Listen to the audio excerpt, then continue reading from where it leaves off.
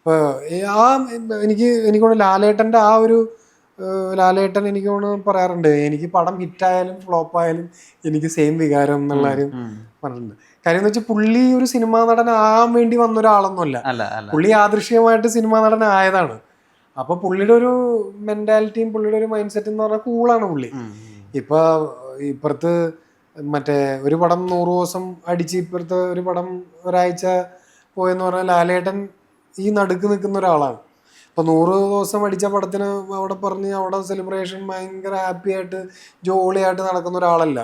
എന്നാ ഇവിടെ പടം മോശമെന്നും പറഞ്ഞ് പുള്ളി ഭയങ്കര ഡെസ്പായിട്ട് നിൽക്കുന്ന ഒരാളൊന്നുമല്ല. പുള്ളി പറയുന്നത് വെച്ചാൽ ഇതൊക്കെ ഒരു നമുക്ക് ലേണിങ്സ് ആണ്, ഇനി അടുത്ത നമുക്ക് പിടിക്കാം, അല്ലെ അടുത്ത നമുക്ക് ചെയ്യാം. ഇങ്ങനെ ഓരോരോ കാര്യങ്ങൾ ചെയ്ത് അങ്ങനെ അങ്ങനെ മാറ്റം വരുമ്പോഴാണല്ലോ നമ്മൾ ലൈഫിൽ ഈ മിനുക്കി വരുന്ന പോലെ പറയുന്നത്. എല്ലാം മോൾഡ് ചെയ്തും നമ്മൾ പോളിഷ് ചെയ്താണല്ലോ നമ്മുടെ ഓരോ കാര്യങ്ങൾ നന്നാക്കിക്കൊണ്ട് വരുന്നത്. ഇപ്പം ഞാനൊരു 10-12 അല്ലെങ്കിൽ 20 വർഷം മുന്നേ ഉള്ള രീതിയിലുള്ള അല്ല ഞാനിപ്പോൾ എൻ്റെ ഈവൻ ഞാൻ സംസാരിക്കുന്ന പോലും, അല്ലെങ്കിൽ ഞാൻ സിനിമനെ കാണുന്നു സീരിയസ്നെസ്സും ആ ഒരു ഇത്. അപ്പം അത് ഒരേ സമയത്ത് ഒരേ ആൾക്കാരുടെ മൈൻഡ് സെറ്റ് ആണെങ്കിലും നമ്മുടെ ഇതാണെങ്കിലും ഒത്തിരി മാറും. അപ്പോൾ പടം നാളെ വന്ന് ടെൻഷൻ ഉണ്ടെന്ന് പറഞ്ഞാൽ സ്വാഭാവികമായിട്ട് ടെൻഷൻ ഉണ്ടാവും, നാളെ എന്തായിരിക്കാം സംഭവിക്കാൻ പോകുന്നതെന്നുള്ളൊരു ആകാംക്ഷയും ഇതുണ്ടാവും. പിന്നെ അങ്ങനെ ടെൻഷൻ അടിച്ചിട്ട് കാര്യമില്ലെന്ന് പറയാൻ പറ്റും, പക്ഷെ ഉള്ളിൽ ഈ പറഞ്ഞ പോലെ ചെറുതായിട്ടുള്ളൊരു ഇത് നമുക്കുണ്ട്. ഈ മമ്മൂക്കയുടെ ഒരു മെന്റർഷിപ്പ് ഉണ്ടല്ലോ, ഇപ്പം ഇന്ന് വരെ നമ്മൾ കുറച്ച് മണിക്കൂറുകൾ മുമ്പ് വരെ അദ്ദേഹത്തെ ഒരു ഫേസ്ബുക്ക് പോസ്റ്റ് വരെ കണ്ടിരുന്നു. ഏതെങ്കിലും ഒരു പുതിയ സംവിധായകൻ എന്തെങ്കിലുമൊക്കെ പുതിയത് പറയാനുണ്ടാവും, അവരുടെ കൂടെ ഞാനും ചേരുന്നു പുതിയൊരു അനുഭവത്തിനായി എന്നുള്ളത്. അപ്പോൾ പുതിയൊരു ഡയറക്ടറിനെയാണ് അദ്ദേഹം സമ്മാനിക്കുന്നത്. അദ്ദേഹത്തിന് ഇതൊരു സിനിമയും, എന്നാൽ ആ ഡയറക്ടറിന് അതൊരു കരിയറും. അപ്പം അദ്ദേഹത്തിൻ്റെ ഇപ്പം ഒരുപാട് കാലത്തെ ബന്ധമുണ്ട്, അച്ഛനായിട്ട് ഒട്ടനവധി ഫ്രണ്ട്ഷിപ്പ് ഉണ്ട്, എന്നാൽ അദ്ദേഹത്തിൻ്റെ ഒരു മെന്റർഷിപ്പിനെ പറ്റിയിട്ട് എന്താ തോന്നിയിട്ടുള്ളത്? മെൻറ്റർഷിപ്പ് എന്ന് പറഞ്ഞു കഴിഞ്ഞാൽ എനിക്ക് തോന്നുന്നില്ല മമ്മൂക്ക അങ്ങനെ മെൻറ്റർ ചെയ്തിട്ടുണ്ടോ എന്ന് എനിക്കറിയത്തില്ല ഡീനോനെ ഒന്നും. പുള്ളിക്ക് സബ്ജക്റ്റ് ഇഷ്ടപ്പെട്ടു, ഡേറ്റ് കൊടുത്തു, അപ്പോൾ അത് ചെയ്തോ എന്നുള്ളൊരു ഇതിൽ കോൺഫിഡൻസ് കൊടുത്തു ഡീനോന്. പിന്നെ ബാക്കി നിൻ്റെ എന്ന് വെച്ചാൽ നിനക്ക് തരാനുള്ള മറ്റേ ആ പാലം ഇട്ട് തന്നിട്ടുണ്ട്, ഇനി നീ ക്രോസ് ചെയ്ത് അപ്പുറത്തെത്തുന്ന നിന്റെ കടമ ഇതാ ചുമതല. ഇത് ഫെസിലിറ്റിയും ഇൻഫ്രാസ്ട്രക്ചറും ഞാൻ സെറ്റാക്കി തന്നിട്ടുണ്ട്, അതാണ് മമ്മൂക്ക ചെയ്യുന്നത്. അപ്പം അതാണ് എല്ലാവർക്കും വേണ്ടത്. നേരത്തെ ഞാൻ പറഞ്ഞ പോലെ ആ നമ്മളെ ഐഡൻറ്റിഫൈ ചെയ്ത് ഇങ്ങനൊരു റോള് തന്ന് നമ്മളെ ആ റോളിലേക്ക് വിളിക്കാൻ തോന്നുന്ന ആ തോന്നിപ്പിക്കൽ മമ്മൂക്ക അവിടെ കൊടുത്തവന്. ഈ ഇപ്പോൾ അദ്ദേഹം ഒരു പടം പോലെ അസിസ്റ്റ് ചെയ്തിട്ടില്ല, ഷോർട്ട് ഫിലിംസ് ചെയ്തിട്ടുണ്ടെന്നാണ് മാത്രമേ ഞാൻ കേട്ടിട്ടുള്ളൂ. അപ്പം ഈ സ്ക്രിപ്റ്റ് നീ തന്നെ ചെയ്യേ, ഇത് നീ അല്ലാതെ വേറെ ആർക്കും നിന്നെ പോലെ പറയാൻ പറ്റില്ല എന്നാണ് മമ്മൂക്ക പറയുന്നത്. അവിടെ നിന്നാണല്ലോ ഈ പ്രൊജക്റ്റിലേക്ക് ഡയറക്ടർ എന്നുള്ള രീതിയിലും കൂടി അനിയൻ ഓൺ ആവുന്നത്. അത് അറിഞ്ഞ മൊമെന്റ് ഉണ്ടോ? അതായത് മമ്മൂക്ക എന്നോട് ഡയറക്റ്റ് ചെയ്യാനും കൂടിയാ പറയുന്നത് എന്ന് പറഞ്ഞൊരു മൊമെന്റ് ഉണ്ടോ?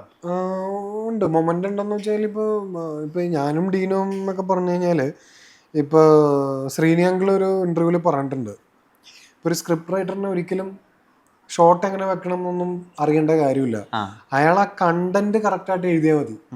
ഇപ്പോൾ ഒരു പടത്തിന്റെ സ്ക്രിപ്റ്റ് എന്ന് പറഞ്ഞു കഴിഞ്ഞാൽ അത് അയാൾ കലാപരമായിട്ടല്ല, അയാളുടെ മനസ്സിലുള്ള ആ സാധനം അങ്ങ് എഴുതുക. അപ്പം അത് അയാൾ ഡയറക്ടർ അല്ലെങ്കിൽ ക്യാമറമാൻ്റെ ആംഗിൾ വെച്ച് എഴുതേണ്ട കാര്യമില്ല. എൻ്റെ മനസ്സിലുള്ള മുഹൂർത്തങ്ങൾ, ഇപ്പോൾ ശ്രീനങ്ങൾ പറയുന്ന പോലെ, ഇപ്പോൾ പണ്ട് നമ്മൾ സിനിമയിലൊക്കെ ചില മുഹൂർത്തങ്ങളുണ്ട്, ചില സീനൊക്കെ കാണുമ്പോൾ നമ്മളിങ്ങനെ കണ്ണൊക്കെ ഇങ്ങനെ തുടച്ചു കളയും. കാര്യം എന്ന് വെച്ചാൽ അവരാ സീൻ്റെ ടെമ്പോ അവരാ മുഹൂർത്തങ്ങളും ആ കാര്യങ്ങളൊക്കെ എഴുതി വെക്കുമ്പോഴുള്ളത് അവിടെ എന്താ ടെക്നിക്കല്, അവിടെ വല്ല മറ്റേ 8 ലക്ഷം രൂപയുടെ ക്യാമറയോ അല്ലെങ്കിൽ ലൈറ്റ് സെറ്റ് ചെയ്തിട്ട് അങ്ങനെ ഒരു സീൻ എടുക്കേണ്ട ഒരു കാര്യമില്ല. അപ്പോൾ പണ്ട് സിനിമയിൽ ഇപ്പോൾ ലോഹിദാസും പത്മരാജനും MTയും ഇവരെല്ലാവരും ചെയ്യുന്ന സിനിമകളിലൊന്നും ടെക്നിക്കലി ഒരു ഹൈ ക്വാളിറ്റി പടങ്ങളൊന്നുമല്ല. അതെല്ലാം അവരുടെ ആ റൈറ്റ്. പിന്നെ ഇപ്പം ഞാൻ എന്നുള്ള ഒരാൾ നല്ലൊരു സ്ക്രിപ്റ്റ് ഉണ്ടെങ്കിൽ ഏതൊരാൾക്കും സംവിധാനം ഒരു സിനിമ ചെയ്യാം. കാര്യം അയാളുടെ മനസ്സിൽ ആ ഒരു ഇതുണ്ടായത് എൻ്റെ സിനിമ എങ്ങനെ ആകണം എന്നുള്ളത്. പിന്നെ നല്ലൊരു ക്യാമറമാനെയും നല്ലൊരു ക്രൂവിനെയും വെച്ച് കഴിഞ്ഞാൽ അതൊക്കെ നല്ലൊരു സിനിമ ചെയ്യാം. അല്ല ഇന്നൊരു ഷോട്ട് വെക്കണം എന്നൊന്നുമില്ല. ഇപ്പോൾ ഞാൻ ഓർക്കുന്ന ഇപ്പോൾ സിദ്ദിഖ് ലാൽ, പിന്നെ റാഫി മക്കാട്ടിൻ, ഇവരുടെ പടങ്ങളിലൊന്നും നമ്മൾ കാണുന്ന പോലെ അങ്ങനെ ഗംഭീര ക്യാൻവാസിലോ ഭയങ്കര ടേക്കിങ്സോ ഭയങ്കര BGM ഒക്കെ കയറ്റിയുള്ള പരിപാടിയൊന്നും ഇല്ല. സ്റ്റഡി ഷോട്ട്സ് ആണ് അവരുടെ എല്ലാം. പക്ഷെ അവരുടെ പടങ്ങൾ എന്ന് പറഞ്ഞു കഴിഞ്ഞാല് നല്ല രസമായിരിക്കും. നമ്മുടെ ആ ഒരു ക്ലാസിക്കുകളാണ്. ഫ്ലോയിൽ കണ്ട് ഇപ്പൊ കോമഡി ആണെങ്കിലും ചില ഇപ്പൊ ഗോഡ് ഫാദറിലൊക്കെ സെന്റിമെന്റ്സ് ഒക്കെ ഉണ്ടല്ലോ, അതൊക്കെ നമുക്ക് ശരിക്കും ഭയങ്കര ഒരു ഫീൽ ആവും കാര്യങ്ങൾ. അത് വന്നാൽ ഭയങ്കര കോമഡി സിനിമയാണ് ഗോഡ് ഫാദർ. അപ്പൊ അത് അവർ ആ സ്ക്രിപ്റ്റും അവർക്ക് ആ ഒരു എന്താ പറയാ ആ ഒരു ടാലന്റ് എങ്ങനെയാണ് എന്താ പറയാ മനുഷ്യത്വമുള്ള കുറെ മുഹൂർത്തങ്ങളുണ്ടല്ലോ ആ പടത്തിൽ. ഇപ്പൊ ചില കാര്യങ്ങളൊക്കെ നമുക്ക് കാണുമ്പോൾ നമുക്ക് ഭയങ്കര വിഷമവും, ചില ആളുകൾ നമ്മളിങ്ങനെ കോമഡി ചിലപ്പോൾ ആ സമയത്ത് നമുക്ക് ഇതായാലും നമ്മൾ പിന്നെ ഡ്രൈവൊക്കെ ചെയ്യുമ്പോൾ ഇങ്ങനെ തന്നിരുന്ന് ചിരിച്ചു പോകും ചില കാര്യങ്ങൾ. അപ്പൊ നീ എന്തിനാ പഠിക്കണേന്ന് ചോദിക്കുമ്പോൾ നമ്മൾ ആദ്യമായിട്ട് ഇപ്പോൾ ഒരാൾ ചോദിച്ചു കഴിഞ്ഞാൽ നമ്മൾ പറയാം ഞാനിപ്പോൾ എഞ്ചിനീയറിംഗ്. അല്ല, നീ എന്തിനാ പഠിക്കുന്നത്, നീ പഠിച്ചിട്ട് ഒരു കാര്യമില്ല എന്നുള്ള അവസ്ഥയിലാണ് ആൾ ചോദിച്ചത്. അപ്പൊ അതൊക്കെ ഒരു ബ്രില്യൻ കോമഡിയാണ്, ഇന്റലിജന്റ് കോമഡിയാണ്. ഇന്റലിജന്റ് കോമഡിയാണ്. എന്ന് വെച്ചാല് നമ്മള് അതില് ഒഫൻസും ഇല്ല, എന്നാ വൾഗാരിറ്റി ഒന്നുമില്ല. അപ്പൊ അതൊക്കെ ഒരു കഴിവ്, ഒരു ടാലന്റ് ആണ്. അല്ല, ആ മൊമെന്റിനെ പറ്റി പറയൂ. അനിയൻ പറഞ്ഞത് ഞാൻ ഡയറക്റ്റ് ചെയ്യാനും കൂടി മമ്മൂക്ക പറയണേന്ന് പറഞ്ഞ മൊമെന്റ്. അതങ്ങനെ പറഞ്ഞു, ഇങ്ങനെ മമ്മൂക്ക ചെയ്യാന്ന് പറഞ്ഞു. അങ്ങനെ മൊമെന്റ് എന്ന് പറഞ്ഞാൽ അവനിങ്ങനെ ഷെയർ ചെയ്തു, ഇങ്ങനെ പറഞ്ഞു മമ്മൂക്ക ചെയ്യാന്നുള്ള.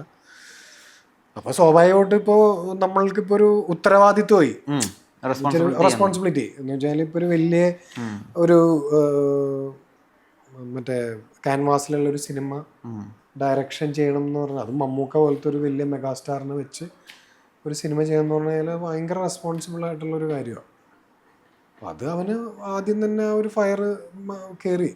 ഇപ്പം നമുക്ക് മനസ്സിലായിട്ടുള്ള സോഴ്സസ് എന്ന് അറിയാം, ഈ ക്യാരക്ടർ ഓൾറെഡി ഉള്ളതാണ്, അല്ലാണ്ട് ചേട്ടനുണ്ടെന്ന് വെച്ച് എഴുതി ചേർത്തതൊന്നും അല്ല അങ്ങനെ ഒരാളെ എന്നൊക്കെ അറിയാം. പക്ഷെ എന്നാലും പോലും ഇപ്പം ഈ സിബ്ലിങ്സ് വേറൊരാൾക്ക് കൊടുത്തിട്ടുള്ള ഒരു കൈയുണ്ട്. ഇപ്പം നമ്മുടെ തിരയിലെടുത്ത് നോക്കുകയാണെങ്കിൽ ധ്യാൻ ശ്രീനിവാസന് കൊടുത്തൊരു എഡ്ജുണ്ട്, അല്ലെങ്കിൽ ജയമോഹൻ ജയൻ രവിക്ക് കൊടുത്തൊരു കൈയുണ്ട്. അങ്ങനെ ഒരു കൈയാണോ ശരിക്കും ബസൂക്കയിൽ ഇത്? അല്ല, എന്ന് വെച്ചാൽ നിങ്ങൾ ഈ പറഞ്ഞതൊക്കെ ഭയങ്കര എക്സ്ട്രീമാണ്.